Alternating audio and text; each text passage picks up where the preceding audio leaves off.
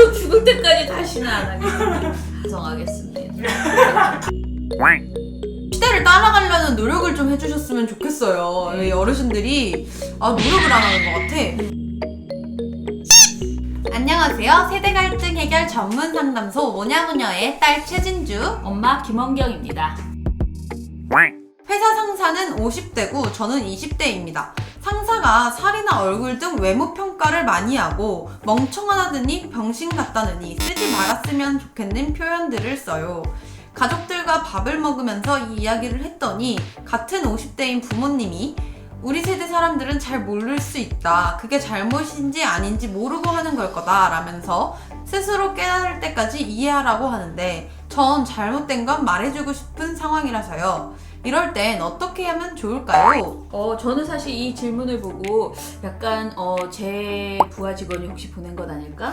이런 생각을 앞에서 삼촌이 방금 소문 들었어요. 네. 어떤 것은 저도 한 것이라는 생각이 들었냐면요. 제가 그 외모 평가를 조금 합니다. 이게 진짜 그 여성한테는 제가 안 하는데요. 이제 우리 봉우 씨한테 가끔 가다가 제가 자꾸 이렇게 농담 삼아서 해가지고 이제 반성하겠습니다. 갑자기? 앞으로 죽을 때까지 다시는 안 하겠습니다. 일단은 참 고민되죠. 상사인데 어떻게 해야 될까? 저도 직장에서 나름대로 이제 최근 한 6년 동안은 나름 사무처장으로서 이제 상사의 역할, 물론 저도 위에 이제 분들이 계셨지만은 상사의 역할을 해봤는데요. 제가 그냥 드리고 싶은 말씀은 그래도 표현을 하긴 해야 될 것 같아요. 사실은 이 모든 것이 혐오 표현이거든요. 이제 이렇게 병신 같다라는 말을 이 언어 자체가 사실은 우리도 지금 사용하지만 하면 안 되는. 병신이라는 말은 쓰면 안 되는 표현이죠. 직설적으로 말하면 사실 회사 생활이 힘들어질 수 있잖아요. 좀 애둘러서 얘기하면 좋을 것 같긴 한데 사실 애둘러서 얘기해서 이해를 하실까라는 생각도 좀 들긴 들어요. 며칠 전에 그 강의하다가 제가 그 상대방 선생님이 저한테 질문을 했는데 본인은 인권의식이 굉장히 높다고 생각하시는 선생님인데 그분이 가끔가다 지적을 받는 게 누군가가 참 예뻐서 예쁘다라고 말을 하면 그 사람이 이제 그런 말씀 하지 마셔라 이렇게 말을 해서 당황했다라는 얘기를 하더라고요. 그러니까 칭찬이었는데 그렇게 말했다라고 하는데요. 저는 어떻게 했으면 좋겠냐면요. 뭐 노조가 있거나 이러면 더더욱이 노조에서 그런 캠페인을 하면 좋은데 노조를 통해서 그렇지 않다 하더라도요. 사실 여성민우회나 이런 데에서 굉장히 그런 스티커를 많이 만들어요. 뭐 외모에 대해서 이야기하지 말아요 라는 아주 예쁜 그런 스티커 같은 것들을 막 만들어서 나눠주고 그러거든요. 근데 꼭 그런 스티커가 아니라도 인터넷에 보면 그런 짤들이 제법 있습니다. 그런 거 뽑아서 텀블러 같은 데 붙여서 들고 다니면 좀 알아듣겠네요. 저는 그런 거를 사무실에 막 이렇게 붙여놓는 그런 캠페인을 하는 게 어떨까라는 생각이거든요. 볼 때마다 찔린다. 이런 마음이 들게 하고 내가 이거를 고쳐야 되겠구나. 그러나 누가 나를 바로 지적질한 게 아니기 때문에 마음을 좀 오픈하고 그걸 받아들일 수 있거든요. 그래서 같은 직장인들한테 혼자 독박 쓰고 뒷담화 하지 마세요. 그러니까 저 사람 저 상사 뒷다 재수없지 않냐? 이렇게 하면 그게 또 나에게 화살로 돌아올 때도 있거든요. 그렇게 누군가를 지칭하지 마시고 그냥 우리 회사 내에서 살이나 외모에 대해서 평가하거나 그런 심한 말을 하지 않도록 하는 어떤 캠페인을 하자라는 식으로 제안을 해서 이 문제를 좀 해결해 보시는 것이 어떨까. 근데 이 상사도 계속 직장 생활을 하시려면 이거를 중단해야 되는 우리 늘 말하는 그런 시대가 왔어요. 이런 말을 계속하면 밑에 사람으로부터 상사로서의 어떤 권위나 인정을 받지 못하게 되고 결국은 물러나야 되지 않을까? 저는 진짜로 시대를 따라가려는 노력을 좀 해주셨으면 좋겠어요. 이 어르신들이 노력을 안 하는 것 같아. 제가 오늘 이거 준비하면서 뭐 관련된 재밌는 설문조사가 있길래 가져와 봤어요. 상사 잔소리가 퇴사를 결심하는데 가장 큰 이유다라는 결과가 나왔다고 해요. 신입사원은 상사 잔소리를 가장 큰 이유로 뽑았고요. 근데 사실 신입사원만 그럴 것 같잖아요. 근데 그런 게 아니라 신입사원 10년차, 15년차 이상, 20년차 이상도 상사 잔소리 때문에 퇴사를 하고 싶다. 이게 첫 번째 이유다라고 얘기를 했더라고요. 신입사원뿐만 아니라 20년 이상 회사를 다닌 사람들도 상사 때문에 스트레스를 받는다라는 결과는 사실 되게 슬픈 것 같아요. 스트레스 없는 대인관계는 저는 없는 것 그건 같아요. 맞아요. 없는 것 같은데 지켜야 될 것이 무엇인지 선명하게 서 있으면은 상사도 이거는 도를 넘어서는 것이구나 라고 하면서 멈출 것이고 나름의 규칙을 정하고 그 규칙 안에 규칙이 제도화되는 것이 필요하다라는 생각이고 그리고 이 상사 스트레스라는 것이 업무 능력 때문이나 뭐 이런 것 때문에 벌어지는 것일 수 있거든요.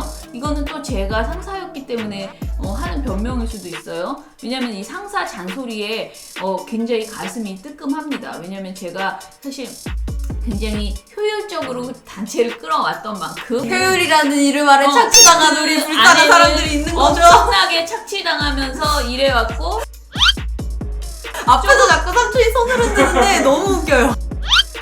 조금 못하면 마음에 안 들면 계속 다시 돌려보내고 또 내가 다 고쳐버리고 막 이런 과정이 있었잖아요. 그럼 얼마나 스트레스를 받았겠어요. 그러니까 그런 것은 제가 보기에는 서로 간에 피하기는 어렵다. 그렇다고 해서 그러면 뭐 너무 일을 못하는데 너무 문제가 많고 계속 사고를 치는데 그냥 가만히 있는 상사는 저는 없다고 생각하거든요. 그러니까 이 지금 말씀드리는 거는 지금 아까 사연에 보내주신 얘기 하는 거 아니에요. 지금 요 위에 있는 설문조사에 대한 설문조사 얘기를 하는 건데요. 아무튼 간에 서로 간에 그 규칙을 잘 확인하는 작업이 계속 필요하지 않나라는 생각이고요. 그리고 저는 한 말씀만 더 드리고 싶은데 이 부모님이에요. 50대 부모님께서 우리 세대는 잘 모를 수 있다. 그게 잘못인지 모르는 걸 거다. 스스로 깨달을 때까지 이해해 주라라고 했다라는 건데요. 이렇게 얘기하면은 직장 상사보다 부모님이 더 싫어질 수도 있습니다. 저는 그게 좀 걱정이에요. 저도 사실 우리 딸한테 그런 얘기 할 때도 있어요. 많아요? 네.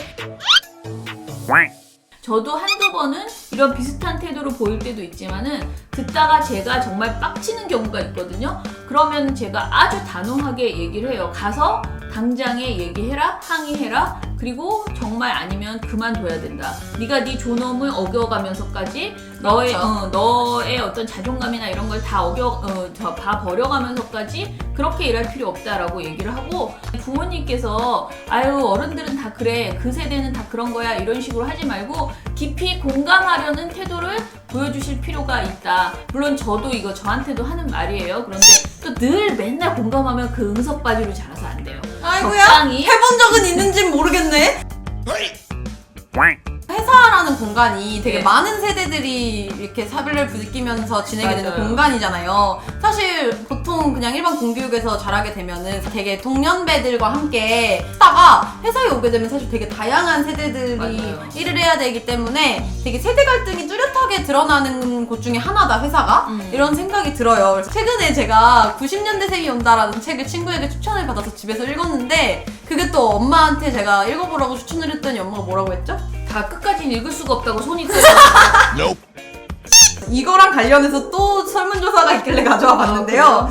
Z세대의 신입사원을 만족하냐 안 하냐 이런 질문이었어요. 근데 Z세대가 흔히 우리가 얘기하는 게 1990년대 중반부터 2010년대 초반에 태어난 그때 출생한 세대를 Z세대라고 한다고. 네, 저는 Z세대입니다. 기업 10곳 중에 4곳이 Z세대 신입사원을 만족하지 않는다라고 답변을 했다고 해요. 취업사이트 사람이니 기업 392곳을 대상으로 조사한 결과인데요. 과거 신입사원과 비교해 Z세대 신입사원에 대해 불만족한다라는 기업이 42.6%였다라고 합니다. 그리고 비슷하다는 기업이 39%, 만족한다는 답변은 17%에 불과했다고 해요. 네. 많이 얘기가 되는 내용이 뭐 책임감이 없다, 배려와 희생정신이 없다, 근성 인내력, 강한 소신 및 추진력이 없다, 뭐 기업 문화에 적응력이 떨어진다, 협력 능력이 떨어진다, 대인관계 구축 능력 등 뭐 이런 내용이 지금 적혀 있거든요, 설문조사에. 그러니까 이거는 정말 부족한 건 사실인데 이게 부족한 것이 아니고 아니 별로 회사에 헌신할 생각이 없는 근데 제 거예요. 말은 부족한 게 아니고 또 말이네. 또 시대가 바뀌었고 이제 그 맞아요. 개인주의 또는 개인의 행복, 삶의 질이 더 중요한 시대가 되었고 사실은 이렇게 하면 저는 이렇게 생각해요. 이렇게 하면 그런 보상이 올 거라면서 이렇게 할 거라고 생각해요. 20대가. 그 Z세대가. 근데 그쵸. 이렇게 노력해도 받을 수 있는 월급은 거의 그치. 적고요. 내가 회사에 헌신할 이유가 전혀 네. 없거든. 그렇다 보니까 정말 미안한 마음이 들어요. 그러니까 이걸 요구하기에는 세대가 너무 각박하고 그 지금 경제가 너무 어렵고 게다가 사실은 우리가 계속 말하는 어떤 이 사회의 성평등 문화도 바뀌지 않고 뭐 환경은 점점 나빠지고 이러니까 미래 세대에게 이런 것을 막 요구할 만한 그런 처지는 아니다. 제가 그런 고민이 좀 듭니다. 그런데 이런 생각을 우리가 하는 건 사실이고요. 저는 개인적으로 우리 직장 다닐 때 그런 생각을 많이 했는데요. 서로 간에 개념이 없다고 말하거든요. 20대는 50대를 보고 아 저렇게 개념이 없어 라고 하는데 사실 우리는 우리끼리 모이면은 어쩜 저렇게 개념이 없지? 아니 어떻게 저기 이게 상식적인 그 생각 그러니까 아니야? 그 상식이 다른 거야. 네, 내 말이 그건데 그래서 이거를 그 개념을 재정립해. 제가 아까 처음부터 말한 그 규칙을 정하는 작업 있잖아요. 그걸 해야 돼요. 그런데 서로 뒷담화만 하고 있는 느낌 있잖아요. 그래서 굉장히 극단적으로 공격하고 또 극단적으로 욕하고 이런 상황이 되고 있는 것 같아요. 그래서 그 과정에서 온전히 사이 좋은 상황으로 해결되지는 않을 것 같고요. 결국은 이런 건 다 저는 헤게모니 싸움이라고 생각하거든요. 그래서 결국은 이제 우리가 이제 살아나가려면 내가 중간 간부로서 간부 역할을 하려면 직원들한테 어떻게 해야 되는구나, 내 부하 직원들에게 어떤 행동을 해야 되는구나라는 것을 사실은 어떻게 보면 생존하기 위해서 그런 이런 막말은 이제 안 하게 될 것이고요. 누구나 다 내 회사를 잘 이끌어 가려면 이렇게 해야 되는 것이구나라는 걸 배우시게 될 것이고 또 한편으로는 20대는 어찌됐든 문제 제기를 해야 되는데 그 문제 제기 방식에 있어서는 좀 더 캠페인성, 문화를 바꾸는 형식으로 가지 개인을 공격하는 방식으로는 안 갔으면 좋겠다라는 생각입니다. 그럼 오늘 뭐냐뭐냐 여기서 마치도록 하겠습니다. 사연 많이 보내주시고요. 그러면 다음 시간에 만나요. 안녕. 안녕.